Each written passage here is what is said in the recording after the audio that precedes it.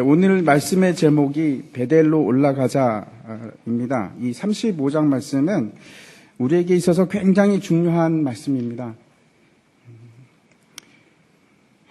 두 가지를 제가 오늘 말씀드리려고 하는데, 우리 삶의 모습과 또 하나는 우리가 어떻게 하면 거룩해지는가, 우리가 어떻게 하면 성화를 이루는가에 대해서 함께 생각해 보려고 합니다.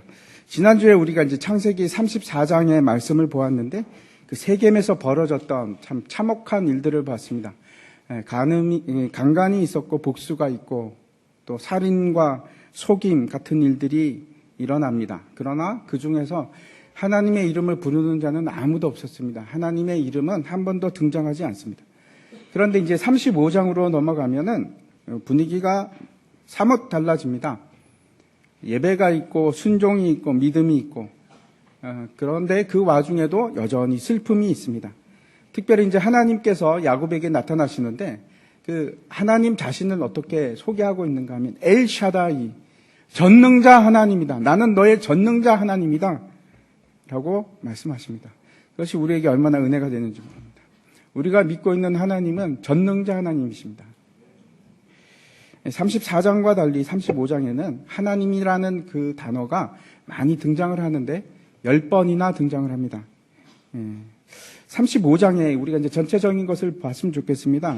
우리가 이제 다 읽지는 않았지만 오늘 말씀을 전체적으로 보면 35장에 이제 4개의 지명이 등장을 합니다. 이것이 이제 야곱이 진행하는 경로인데, 주목해서 볼 것은 한 지명이 나올 때마다 또 다른 슬픔이 등장을 합니다. 한 가지씩 슬픈 일이 일어납니다. 우리가 이제 본문 다 읽지는 않지만 하나씩 따라가 보도록 하겠습니다. 먼저 1절 말씀을 보여주시기 바랍니다. 우리가 같이 한번 1절 말씀을 읽겠습니다. 같이 시작. 하나님이 야곱에게 이르시되 일어나 베델로 올라가서 거기 거주하며 내가 내 형 에서의 낯을 피하여 도망하던 때에 내게 나타났던 하나님께 거기서 제단을 쌓으라 하신지라. 하나님께서 다시 야곱에게 말씀하시기 시작합니다. 숫곳에서도 말씀하지 않았고 세겜에도 아무런 말씀이 없던 하나님께서 다시 야곱에게 이제 베델로 일어나서 베델로 올라가라 이렇게 말씀을 하십니다. 그리고 이제 뭐라고 하시냐면 거기서 제단을 쌓아라, 예배를 드리라, 이런 명령을 하시는 겁니다. 여러분께서 아마 지금까지 이제 기억하고 계실 텐데 베델은 굉장히 중요한 곳입니다. 야곱이 어디서 하나님을 만났습니까? 베델에서 만났습니다. 그가 형과 아버지를 속이고 도망을 갈 때 한적한 곳에도 돌베개를 베고 자는데 그곳이 베델이었습니다. 그런데 그 꿈 속에서 놀라운 일이 일어납니다. 하늘로부터 땅에까지 이르는 사닥다리가 쫙 펼쳐지고 거기서 천사들이 오르락 내리락 하는데 저 위에 누가 계십니까? 하나님이 계십니다. 여호와가 계시면서 그 여호와가 이렇게 얘기합니다. 내가 너와 함께 할 것이고 내가 반드시 너를 지킬 것이고 너를 돌아오게 하리라. 너의 자손이 티끌같이 많아지고 그 자손들을 통해서 세계 모든 민족이 복을 받을 것이라 하고 분명한 말씀을 합니다. 하나님을 처음 만나는 장면입니다. 그것이 어디에서 있었는가? 베델입니다. 왜 우리가 베델로 올라가야 되는지 이제 제가 말씀을 드릴 텐데, 베델로 올라가라 이렇게 얘기를 합니다. 그래서 이제 야곱이 자기와 함께 있던 자들에게 명합니다. 우리가 가지고 있는 신들을 다 버리자. 우상들을 다 버리자. 그리고 옷을 갈아입고 우리가 베델로 올라가자. 이렇게 얘기를 합니다. 그리고 이제 그 올라가서 제단을 쌓고 예배를 드립니다. 그런데 그것으로 끝나는 것이 아니고 그곳에서 어떤 일이 일어나는가 하면, 리브가의 어머니죠. 야곱의 어머니 리브가의 유모였던 드보라가 죽습니다. 드보라라는 이름은 여기서 이제 처음 등장하는데 이상한 일입니다. 이상하지 않습니까? 왜 여태까지 아무런 말도 없다가 갑자기 여기서 등장하면서 드보라가 죽었다라고 얘기할까? 생각해 보시기 바랍니다. 우리가 처음부터 여러분이 만약에 저와 함께 야곱의 생애를 쭉, 여러분 아브라함의 생애는 기억이 나십니까? 다 잊으셨습니까 혹시? 우리가 아브라함의 일생을 쭉 봤고 그 다음에 이삭의 일생을 쭉 봤고 이제 야곱의 일생이 끝나갑니다. 끝나가는데 야곱의 일생을 우리가 쭉 따라왔다면 참 이상하다라고 생각하는 것이 맞습니다. 당연한 의문입니다. 왜냐하면 야곱이 밧단 아람으로 도망을 쳐 가기 시작할 때 그가 여러 명과 같이 갔습니까? 아니요. 혈혈단신으로 혼자 갔습니다. 가다가 혼자서 한적한 곳에서 혼자서 돌베개를 베고 자기도 하고, 그리고 나중에 이제 돌아올 때 고백이 내가 지팡이 하나만 가지고 요단을 건넜는데 돌아올 때는 2떼를 이루었습니다라는 고백을 합니다. 그러면 틀림없이 올라갈 때 혼자서 갔습니다. 밧단 아람까지.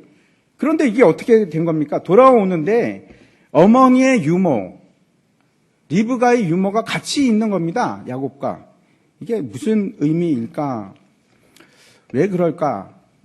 모릅니다. 성경이 말하지 않고 있습니다. 하지만 우리가 추측은 할 수 있습니다. 왜 어머니의 유모가 지금 야곱과 함께 있을까? 잘 생각해 보시기 바랍니다. 유모인데 어머니의 유모입니다. 야곱의 유모가 아니고 어머니의 유모. 왜 이걸 지금 여기서 언급하고 있을까? 예, 여러분도 이렇게 좀 상상이 되시죠? 틀림없이 드보라에 관한 얘기를 하는 것이 아니고 리브가에 관한 얘기를 하고 있는 겁니다. 어떻게 됐길래, 리브가가 어떻게 됐길래 그 유모가 지금 야곱과 함께 있을까? 성경에서는 리브가의 죽음에 대해서 언급하지 않습니다. 그 아버지 이삭은 180세까지 장수를 합니다. 그런데 리브가는 언제 죽었는지 얘기하지 않고 오직 기록하고 있는 것은 뭔가 하면 그 아버지 아브라함과 사라와 남편 이삭과 함께 막벨라 굴에 장사되었다라고만 기록하고 있습니다. 그런데 여기서 드보라가 등장하는 겁니다. 8절을 한번 보시기 바랍니다. 리브가가 유모 드보라가 죽음에 그를 베델 아래에 있는 상수리 나무 밑에 장사하고 그 나무 이름을 알론 바굿이라 불렀더라. 왜 여기서 드보라가 등장할까? 아마 이럴 수도 있습니다. 리브가가 언제 죽었을까? 제가 이제 생각을 해봤는데 아마도 야곱이 밧단 아람에서 고생하고 있을 때 죽은 것 같습니다. 그래서 그 소식을 이제 리브가가 죽었으니까 유모가 할 일이 없어진 거죠. 몸종이 할 일이 없어진 겁니다. 그래서 그가 다시 고향인 밧단 아람으로 돌아가고 있지 않았을까. 올라가서 야곱을 만납니다. 그리고 야곱에게 어머니가 돌아가셨어라고 전하는 겁니다. 그리고 이제 그때부터 쭉 같이 지내오게 된 것이 아닐까 생각을 합니다. 왜 그렇게 생각하나 하면 8절에 보면은 이름 때문에 그렇습니다. 나무 이름을 알론 바굿이라 불렀더라라고 되어 있는데 알론이라는 말은 상수리 나무라는 뜻입니다. 그래서 별다른 뜻이 아닌데 바굿이라는 말은 무슨 뜻인가 하면 눈물, 통곡이라는 뜻입니다. 무슨 얘기냐 하면 그 유모 드보라가 죽었는데 거기서 장사하면서 통곡을 했다는 겁니다. 야곱이. 너무나 사랑했기 때문에 어떻게 생각하십니까? 어릴 때의 향수 때문에 같이 컸던 자기를 키워줬던 유모니까 그런 것도 있을 겁니다. 그런데 틀림없이 이 드보라가 상징하는 것은 그렇죠. 어머니 리브가입니다. 야곱을 그래도 사랑해줬던 사람이 누군가? 리브가밖에 없었습니다.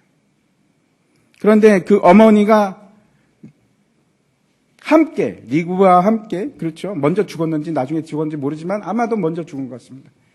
그 상실감, 야곱이 느끼는 어머니의 없는 상실감, 통곡을 하면서 그 몸종 드보라를 묻으면서, 땅에다 묻으면서 아마 통곡을 했을 겁니다. 보지도 못하고 돌아가신 어머니를 생각하면서.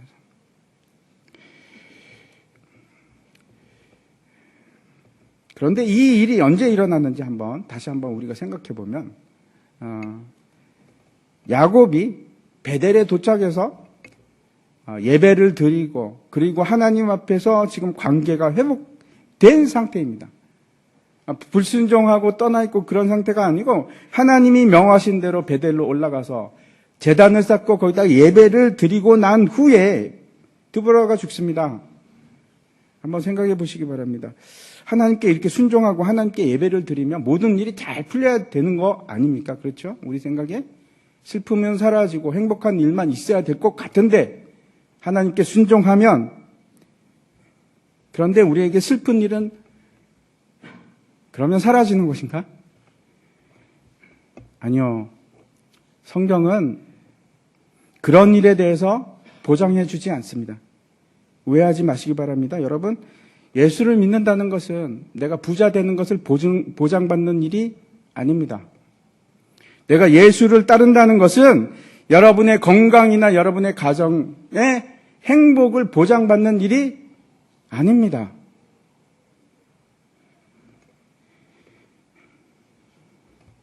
예수를 따르는 것은 분명히 모든 면에서 여러분의 모든 면을 옳게 만들어가는 것이 분명합니다.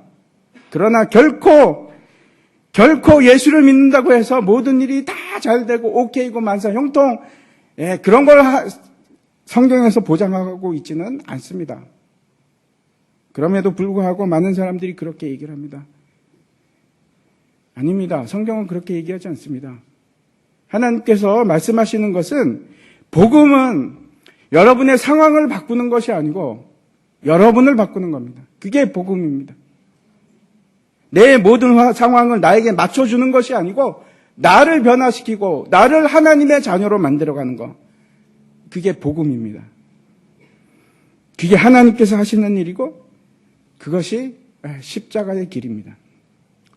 여러분, 속지 마십시오.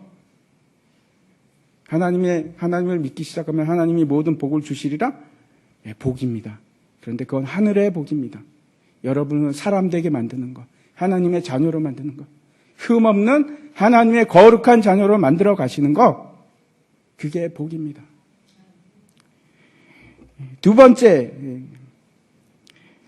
야곱이 도착한 곳은 베들레헴으로 가는 길입니다. 그런데 거기서 너무나 힘든 일을 겪습니다. 노정에서 라헬이 아들을 낳다가 죽습니다. 그 아들이 이제 베냐민인데 아마 어쩌면은 라헬이 이제는 나이가 많아져서 노산 때문에 죽었는지도 모르겠습니다. 라헬이 죽을 때 어떻게 하는가 하면은 마지막으로 외쳤던 말이 베노니라고 외칩니다. 이 베노니라는 말은 아픔의, 슬픔의 아들, 고통의 아들 그러고 죽은 겁니다. 참 안타깝지 않습니까? 마지막에 그가 외치고 죽었던 말이 그건데 야곱이 그 이름을 바꿉니다. 베노니라고 하지 않고 베냐민, 오른손의 아들, 형통함의 아들, 희망을 가지고 탁월한 아들 그런 겁니다.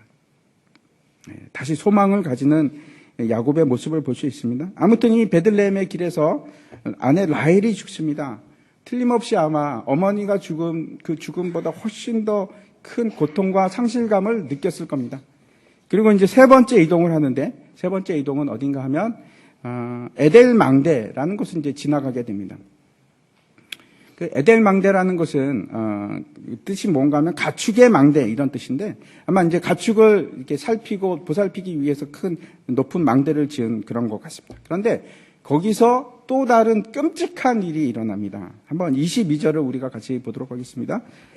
같이 읽겠습니다. 시작. 이스라엘이 그 땅에 거주할 때에 르벤이 가서 그 아버지의 첩 빌하와 동침하매 이스라엘이 이를 들었더라. 야곱의 아들은 12이라. 야곱의 이제 첫 번째 아들이 르벤인데 그 어머니의 몸종입니다. 그 르벤의 어머니는 레아입니다. 레아인데 그 몸종이 빌하인데 빌하와 동침을 하는 겁니다. 야, 어떻게 이렇게 또 말도 안 되는 사건이 일어나는가? 폐륜이 일어나는가? 근데 성경에는 이와 비슷한 사건이 하나 더 있습니다. 혹시 여러분 기억하실지 모르겠는데 사무엘 하에 있습니다. 한번 보도록 하겠습니다. 16장 20절부터인데 제가 읽어보도록 하겠습니다. 압살롬이 아히도벨에게 이르되 너는 어떻게 행할 계략을 우리에게 가르치라 하니 아히도벨이 압살롬에게 이르되 왕의 아버지가 다윗을 말합니다. 남겨두어 왕궁을 지키게 한 후궁들과 더불어 동침하소서. 그리하면 왕께서 왕의 아버지가 미워하는 바 됨을 온 이스라엘이 들으리니 왕과 함께 있는 모든 사람의 힘이 더욱 강하여 지리이다 하니라. 이에 사람들이 압살롬을 위하여 옥상에 장막을 치니 압살롬이 온 이스라엘의 무리의 눈 앞에서 그 아버지의 후궁들과 더불어 동침하니라. 어떤 일인가 하면 야곱의 다윗 왕의 말년입니다. 말년에 어떤 일이 있었냐면은 압살롬이라는 셋째 아들인데 셋째 아들이 반란을 일으킵니다. 압살롬의 난을 일으킵니다. 그런데 여러분 이 반란은 무엇과 관계가 있는가? 강간 사건과 관련이 있습니다. 앞에서 우리가 봤던 사건이 뭡니까? 디나의 강간 사건이었는데 마찬가지입니다. 압살롬에게 누이가 있었습니다. 그런데 이제 다윗 왕에게는 배다른 그 자식들이 굉장히 많은데 그 중에서 가장 큰 아들이 누구였냐면 암논이라는 아들이었습니다. 근데 이 암논이 셋째 아들인 압살롬의 동생, 누이 동생을 겁탈을 합니다. 그래가지고 압살롬이 이걸 참지를 못합니다. 그래갖고 어떻게 하냐면 암논을 살해하고 그리고 그 적개심 때문에 복수심으로 반란을 일으키게 되는 겁니다. 결국 그 원인은 이 강간 사건이었습니다. 그러고 나서 지금 다윗 왕에 대항하기 위해서 반란을 일으켰으니까 대항을 하는데 그 다윗 왕을 깎아내리기 위해서 했던 일이 뭔가 하면 후궁들과 동침하는 일이었습니다. 근데 잘 생각해 보시기 바랍니다. 너무나 똑같은 일이 지금 르우벤에게 일어나는 겁니다. 르우벤의 동생이 누구였습니까? 디나. 마찬가지 엄마가 레아입니다. 레아의 딸이 디나였고 르우벤이었는데 르우벤이 자기 동생이 강간을 당합니다. 그런데 그 아빠가 어떻게 하냐? 야곱이 어떻게 하는가 하면 아무런 말도 하지 않습니다. 무반응입니다. 얼마나 힘들었겠습니까? 그 오빠로서. 뿐만 아니고 지금 라헬이 죽었습니다. 야곱이 가장 사랑하는 아내가 죽었는데, 그리고 이제 남은 그 세 여자가 있는데, 그 중에서 이제 가깝게 지내려고 하는 게 비라입니다, 비라. 라헬의 몸종이었던 비라입니다. 그러니까 이제 르우벤은 서서히 지금 힘들어지기 시작하는 겁니다. 혹시 내가 또 장자가 되지 않을까? 야곱이 그런 사람 아닙니까? 형의 장자권을 뺏었던 사람. 근데 똑같은 일이 그 아들에게도 일어납니다. 르우벤이 했던 것이 폐륜을 저지르는 것인데 어떤 건가 하면 비라와 동침하는 겁니다. 제가 생각하기에는 이 사건은 눈이 맞아갖고 서로 바람이 난 사건이 아니고 어떻게 하는가? 야곱에게 수치감을 주기 위한 사건이었습니다. 참 놀랍지 않습니까? 이 일로 야곱이 얼마나 상처를 입었겠습니까? 아마 그런 일이 실제로 자기한테 일어난다고 생각하면 말할 수 없는 수치감과 고통을 느꼈을 겁니다. 야곱이 그것을 느낍니다. 그런데 아무 말도 하지 않습니다. 네 번째 이동합니다. 다시 야곱이 이제 이동하는데 어디로 가는가? 마지막 결론으로 헤브론으로 이제 다시 돌아가게 됩니다. 결국 긴 여행을 끝나고 다시 아버지 이삭의 집으로 돌아온 겁니다. 그렇게 집을 떠나서 돌아오는 데까지 시간이 얼마나 걸렸냐면 30년이 넘게 걸렸습니다. 집으로 이제 돌아와서 얼마 지나지 않아서 야곱의 나이가 120살이 되었을 때 그때 이삭의 나이는 180세입니다. 180세를 일기로 이삭은 향수를 하게 됩니다. 이제 죽습니다. 지금 야곱은 늙어가고 있습니다. 그렇죠? 사람들이 죽습니다. 그가 사랑하는 아내도 죽고 그가 사랑하는 어머니도 죽고 아버지도 죽고 그리고 뒤에 보면 이제 아들들에 대한 얘기로 넘어가기 시작합니다. 그렇게 인생이 자꾸 변해가는 겁니다. 여러분도 참 가만 생각하면 놀랍지 않습니까? 어느새 시간이 이렇게 되어서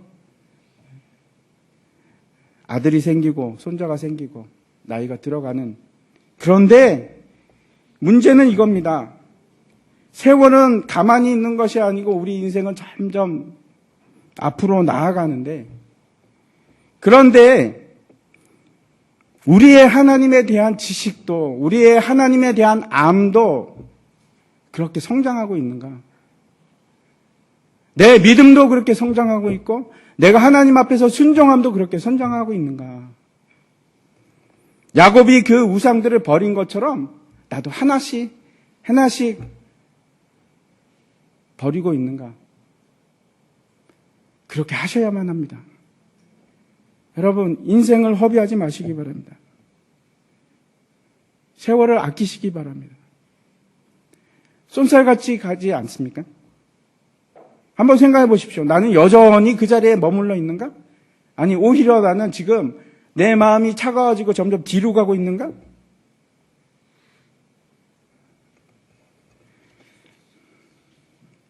오늘 이 문제에 대해서 생각해 보려고 하는 겁니다. 다시 오늘 본문 처음으로 돌아가서 디나의 사건 이후를 한번 생각해 보시기 바랍니다. 디나 사건이 있은 후 얼마만큼 시간이 지났는지 모르겠지만 야곱은 극도의 공포감을 느낍니다. 사람들이 와서 우리를 죽이면 어떡할까? 그때 하나님께서 오셔서 이렇게 얘기하는 겁니다. 일어나 베델로 올라가라. 올라간다는 것은 무슨 뜻인가 하면 영적인 성장을 얘기합니다. 너는 더 성장해야 된다. 여러분 머물러 있지 마시기 바랍니다. 2017년보다 2018년이 분명히 영적인 성장이 이루어져야 됩니다. 여러분 5년 전과 지금과 한번 비교해 보십시오. 분명히 나아져야만 합니다. 그게 우리가 가는 길입니다. 머물러 있지 마시기 바랍니다. 다시 한번 여러분 그 베델에 대해서 생각해 보시기 바랍니다. 야곱이 꿈에 큰 사닥다리가 있었는데 그 위에서 하나님께서 무슨 얘기를 했을까요? 야곱에게. 야곱아 너 이리로 올라와라? 그렇게 말씀하셨을까요? 아니요. 하나님께서 내려오셨습니다. 그게 성육신 사건입니다. 야곱이 올라간 것이 아니고 하나님께서 내려오셨습니다. 야곱이 먼저 하나님을 사랑한 것이 아니고 하나님께서 야곱을 사랑하셨습니다. 언제부터? 그가 태어나기 전부터. 여러분이 하나님을 사랑하신 것이 아니고 여러분이 하나님을 알지도 못할 때 하나님께서는 여러분을 사랑하셨습니다. 야곱이 무슨 일을 했습니까? 아무것도 한 거 없습니다. 베델까지 그는 죄인의 모습으로 왔습니다. 근데 그 베델에서 하나님께서 만나 주십니다. 만나 주시고 나서 베델이 했던 것은 그 돌베개를 세워놓고 거기다 기름 붓고 하나님께 감사하고 서원한 것밖에 없습니다. 믿음으로 받아들인 것 외에는 아무것도 없습니다. 우리가 어떻게 의롭게 되는가? 여러분 잘 아시죠? 우리가 의롭게 되는 것은 우리의 행위가 아니고 하나님의 은혜로만 우리가 의롭게 될 수 있습니다. 아무런 노력이나 우리의 잘남 가지고 내가 의롭게 될 수 있는 것은 없습니다. 그게 우리가 믿는 바입니다. 그런데 그 다음이 문제입니다. 구원이 이루어지고 나서 내가 그렇게 하나님의 은혜로 구원을 받은 후에 그러면 나는 그 다음에는 어떻게 할 것인가? 여러분은 어떻게 하고 계십니까? 구원을 받은 후에는 내가 어떻게 해야 됩니까? 다시 말씀드려서 나는 어떻게 하면 성화를 이루어 나갈 수 있을까? 나는 어떻게 하면 거룩해집니까? 여러분?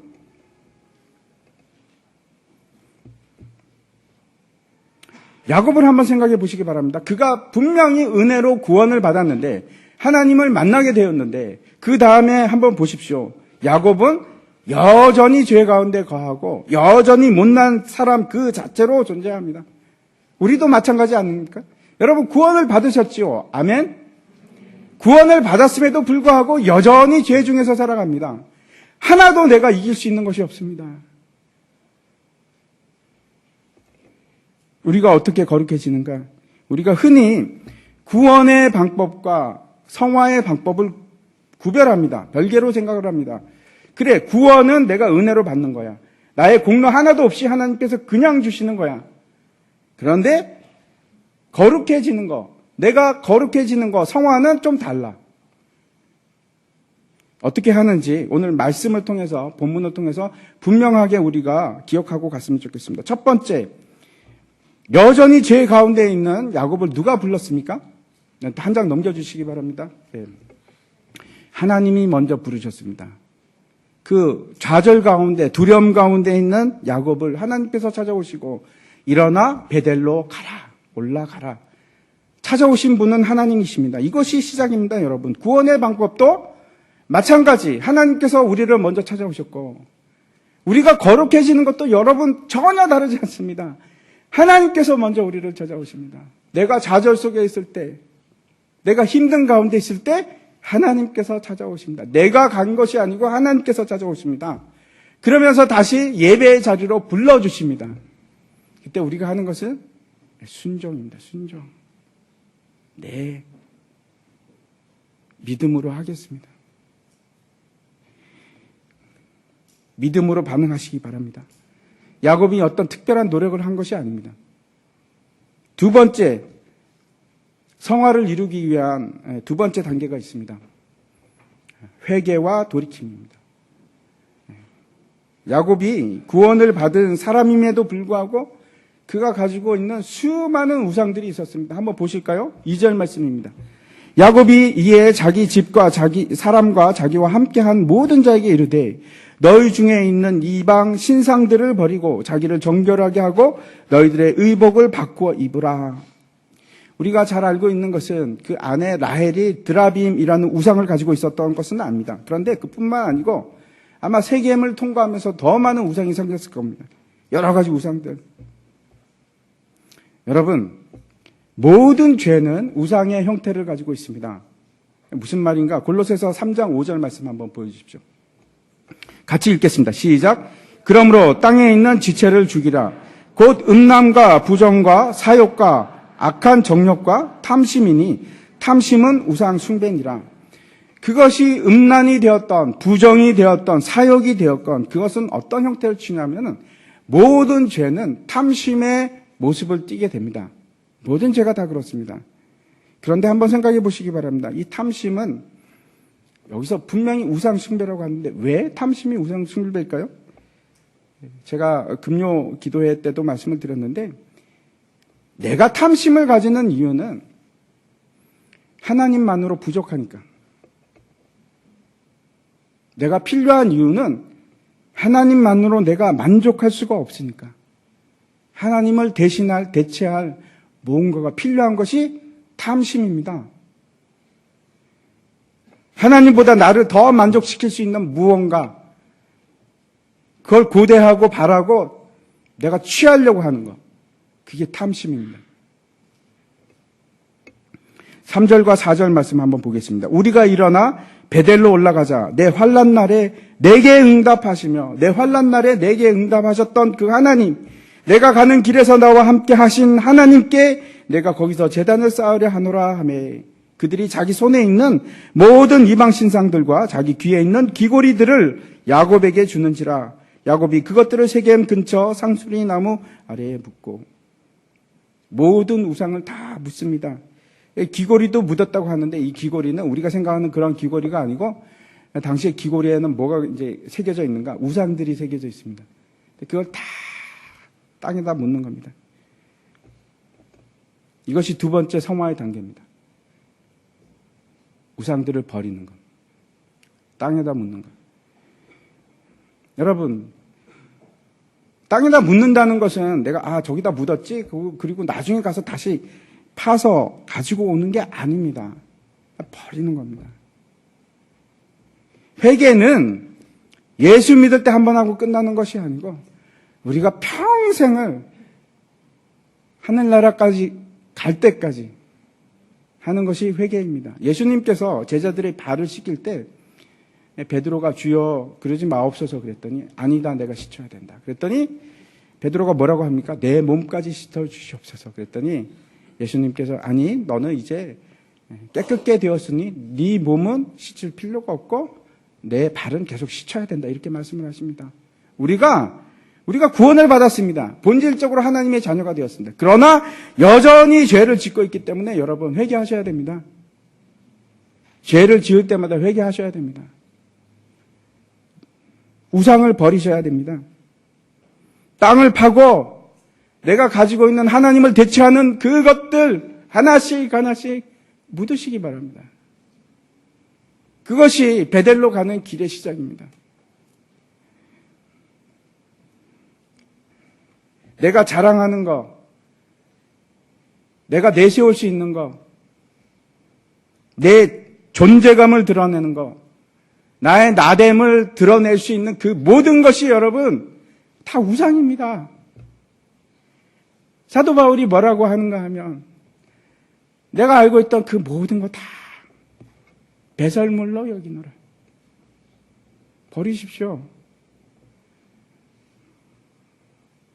돈이 될 수도 있고 여러분의 자격증이 될 수도 있고 위치가 될 수도 있고 심지어는 내 자식이 우상이 될 수도 있습니다. 더 힘든 것은 때로는 여러분 자신이 여러분의 우상이 될 수 있습니다. 여러분의 감정이 여러분의 우상이 될 수도 있고, 여러분의 자아가 여러분의 우상이 될 수도 있습니다. 버리십시오. 죽이십시오. 하나씩. 예수 믿는 건 그런 겁니다. 하나씩 모으는 것이 아니고, 하나씩 배설물같이 여기고, 그거 대신에 하나님으로 채워가는 겁니다. 예수 그리스도로 채워가는 겁니다. 그 자리에 다 땅에 묻으시기 바랍니다. 결국 우상들을 묻는 것이 베델로 올라가는 길의 첫걸음입니다. 회개하시고 우상을 버리는 겁니다. 베델로 이제 돌아왔을 때, 그리고 이제 드보라를 묻었을 때 다시 하나님께서 나타나시는데 10절과 11절 같이 한번 읽겠습니다. 시작. 하나님이 그에게 이르시되 내 이름이 야곱이지만은 내 이름을 다시는 야곱이라 부르지 않겠고 이스라엘이 내 이름이 되리라 하시고 그가 그의 이름을 이스라엘이라 부르시고 하나님이 그에게 이르시되 나는 전능한 하나님이라 생육하며 번성하라 한 백성과 백성들의 총회가 내게서 나오고 왕들이 내 허리에서 나오리라. 아멘. 다시 하나님께서 반복해서 언약을 말씀하십니다. 여러분, 우리가 창세기를 보면서 이 말을 얼마나 많이 들었습니까? 생육하고 번성하라. 아담부터 시작했습니다. 다시 아브라함에게, 이삭에게, 다시 야곱에게 동일하게 말씀하십니다. 그리고 그 이름을 뭐라고 하느냐면 전능하신 하나님, 내가 못할 것 같으냐? 내가 반드시 이룰 것이다. 너는 다시는 너를 야곱이라고 부르지 않을 것이고 너는 승리한 자 이스라엘이라고 부르게끔 내가 만들고 말겠다. 하나님께서 그렇게 말씀하시는 겁니다. 나는 전능한 하나님이다. 내가 이룰 것이다. 교육이 반복됩니다. 우리는 그런 인간입니다. 잊어버리고 또 잊어버리고 다시 듣고 또 듣고 그래도 잊어버립니다. 제가 아주 그냥 귀에 못이 박히도록 제가 말씀드릴 겁니다. 여러분에게. 반드시 여러분은 하나님께서 하나님의 자녀로 만들어 가실 겁니다. 하나님 전능하신 하나님이 반드시 그렇게 하실 겁니다. 세 번째 성화를 이루는 방법입니다. 그게 뭔가 여러분 다시 칭의로 돌아가는 길입니다. 한번 보여주십시오. 저 칭의가 어디에서 이루어집니까, 여러분? 예? 위치가 어디였죠? 베델. 왜 하나님께서 베델로 돌아가라고 얘기하는지 이제 이해가 가십니까?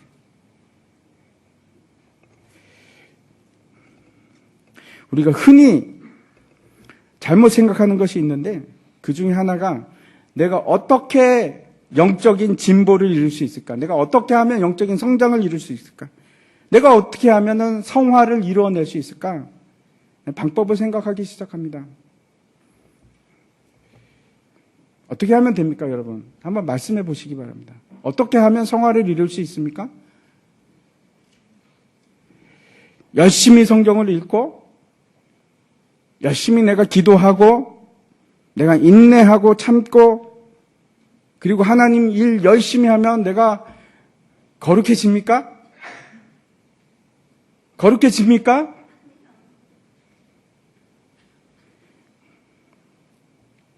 내가 노력함으로 무언가 영적인 성장을 이룰 수 있다고 여러분 생각하십니까? 아닙니다. 다시 베델로 돌아가십시오. 다시 칭의로 돌아가야 됩니다.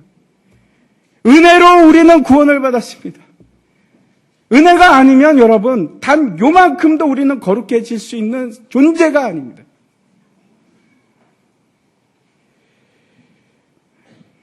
이해하시기 바랍니다. 제가 얘기하는 것은 기도나 말씀이 능력이 없다는 것이 아니고 여러분 분명히 기도와 말씀은 경건의 능력이 됩니다. 힘이 됩니다. 그러나 제가 말씀드리는 것은 그것을 내 노력으로 하는 것은 아무런 의미가 없습니다. 아무런 의미가 없습니다.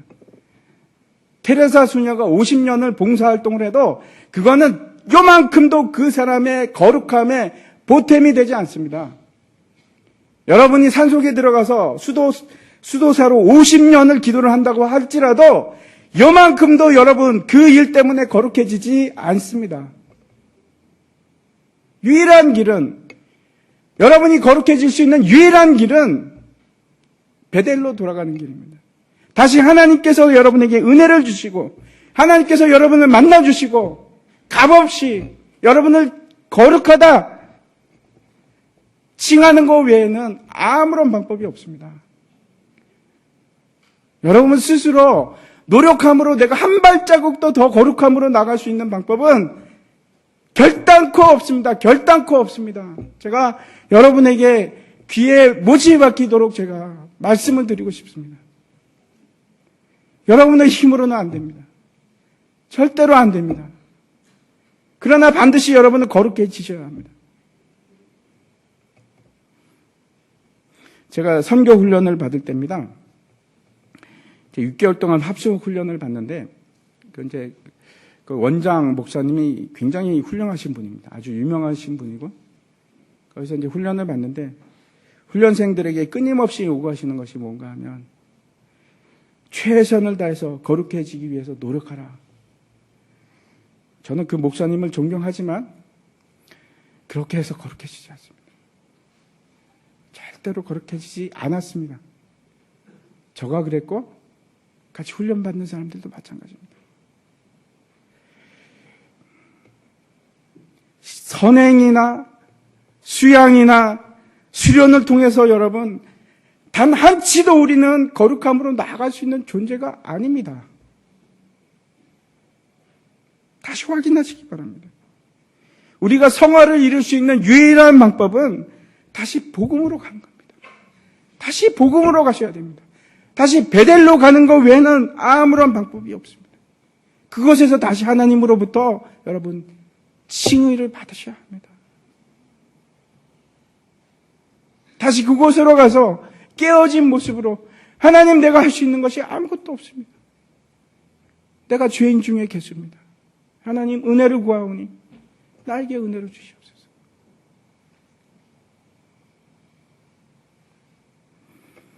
우리가 확인해야 되는 것은, 매일같이 확인해야 되는 것은 나의 이 부패한 존재입니다.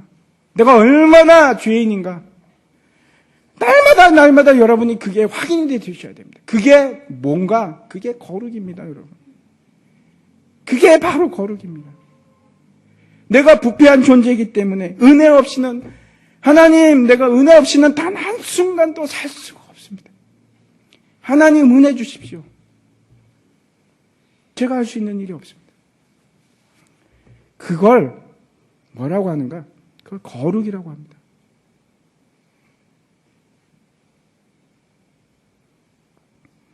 성화를 이루기 위해서 내 열심이 필요할까? 성경을 열심히 읽고 기도를 열심히 하면? 그렇지 않습니다. 우리에게 필요한 것은 예수 그리스도입니다. 온전케 하시는 주 예수 그리스도를 바라보는 것, 그 외에는 아무것도 없습니다. 그래서 우리에게 필요한 것이 다시 베델로 가는 겁니다, 여러분. 오늘도 여러분, 왜 하나님께서 이렇게 굳이 베델로 가라고 얘기하시는 줄 아십니까? 거기서 야곱이 하나님을 만났기 때문에 그렇습니다. 다시 그 자리로 가십시오. 하나님을 만나는 거, 매일매일 하나님을 만나는 거 외에는 여러분은 잘하지 않습니다. 성장하지 않습니다.